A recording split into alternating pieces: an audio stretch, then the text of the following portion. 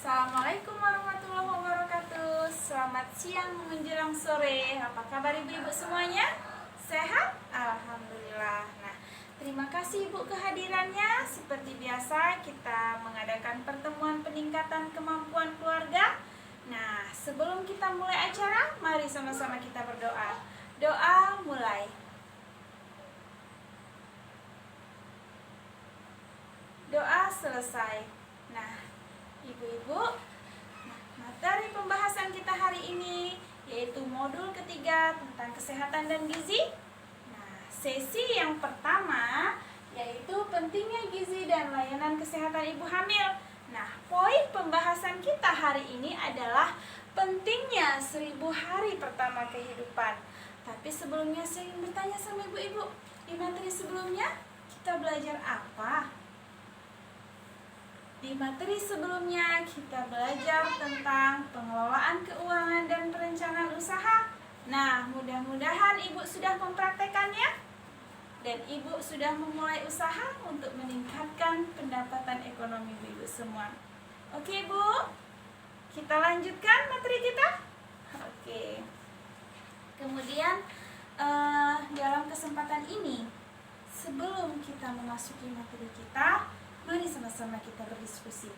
Nah, ibu-ibu saling berpasangan, kemudian ibu-ibu saling menceritakan tentang anak-anak ibu. Ibu-ibu ingin seperti apa di masa depannya? Nah, bisa ibu lakukan? Jadi, ibu-ibu bercerita, mengobrol, ibu inginkan apa untuk anak-anak ibu? Oke, Bu, bisa dilakukan? Ayo, silahkan. Bagaimana ibu? Sudah dilakukan? Apa saja yang ibu ceritakan? Nah, apa yang ibu inginkan untuk anak-anak ibu di masa depan? Ibu ingin anak ibu menjadi dokter? Ibu ingin anak ibu menjadi anak yang sukses? Ibu ingin anak ibu menjadi pengusaha yang hebat? Nah, kita sebagai orang tua menginginkan anak-anak kita tumbuh tinggi, sehat, dan cerdas. Semua itu bisa terwujud bila kita memberi perhatian kepada anak kita sejak dia masih dalam kandungan. Nah, pentingnya 1000 hari pertama kehidupan. Nah, ini ada flip chart di samping saya, menjelaskan tentang dampak kekurangan gizi, karena ini kaitannya erat sekali dengan 1000 hari pertama kehidupan. Nah, dampak kekurangan gizi bagi ibu hamil yang tidak sehat akan melahirkan bayi dengan berat badan lahir rendah. Artinya bayinya kecil, Bu. Nah, bayi yang dilahirkan akan mengalami pertumbuhan dan mudah sakit dan berpotensi stunting. Nah, apa itu stunting? Stunting adalah pertumbuhan anak-anak yang tidak sesuai dengan usianya. Nah, saat dia menjadi anak-anak, dia mengalami gangguan pertumbuhan. Anaknya pendek di bawah standar usia seusianya. Kemudian saat anak menjadi remaja, ia mengalami kesulitan belajar, prestasi di sekolahnya rendah, dan tidak bisa melanjutkan ke jenjang sekolah yang lebih tinggi. Saat anak dewasa, ia mengalami gangguan kesehatan, pendidikan rendah, terbatasnya pilihan kerja, dan saat dia berumah tangga, dia tidak mampu memenuhi kebutuhan gizi untuk keluarganya. Nah,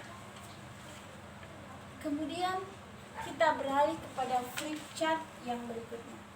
Pentingnya 1000 hari pertama kehidupan. Nah, apa yang dimaksud 1000 hari pertama kehidupan? Ada yang tahu Ibu? 1000 hari pertama kehidupan adalah masa dalam kandungan hingga anak berusia 2 tahun. Nah, meliputi saat kehamilan hingga anak lahir menjadi bayi, saat tumbuh menjadi anak hingga umur 2 tahun. Itulah 1000 hari pertama kehidupan. Nah, masa ini adalah masa yang paling penting bagi kehidupan anak karena mempengaruhi masa depannya di kemudian hari. Saya ingin bertanya Ibu, mengapa 1000 hari pertama itu sangat penting?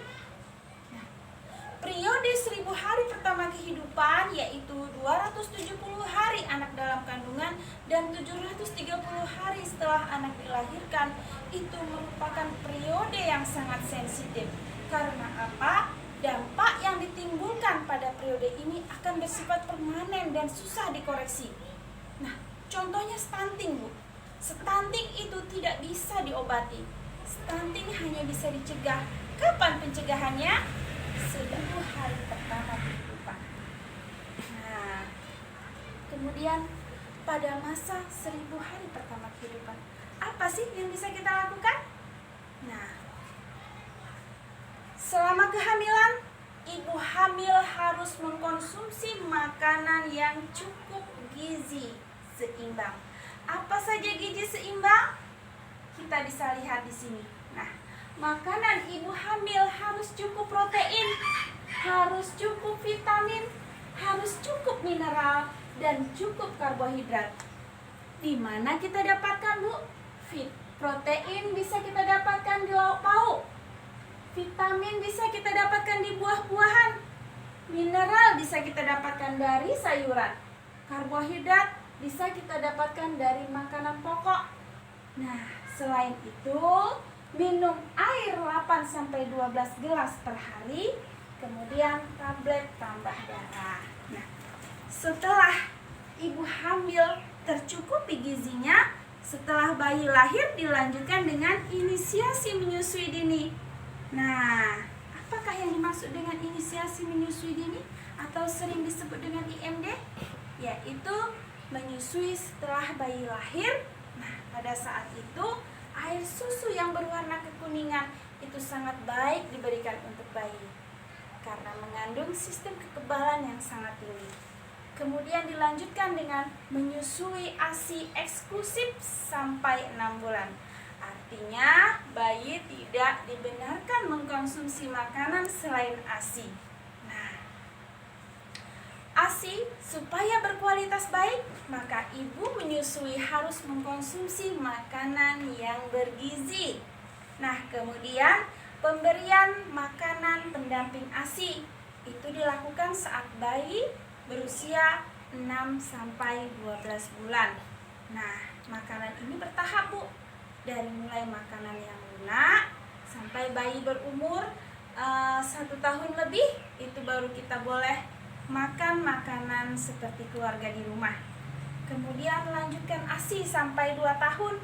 Kemudian imunisasi untuk pencegahan penyakit menular. Selanjutnya membersihkan dan selalu mencuci tangan dengan air bersih dan pakai sabun.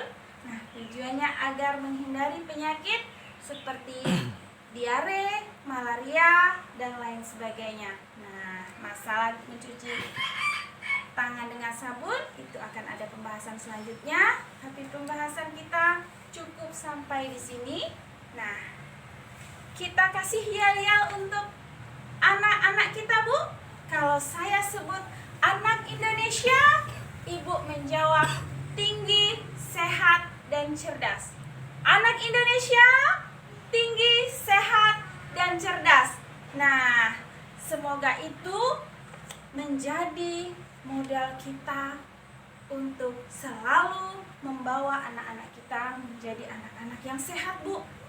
Tumbuh tinggi, jangan sampai stunting, ya Bu ya.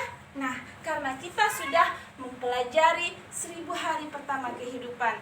Nah, jadi anak-anak Ibu bisa tumbuh sehat. Dan apa yang Ibu inginkan seperti pembahasan awal tadi, apa yang Ibu cita-citakan untuk anak Ibu, itu bisa tercapai.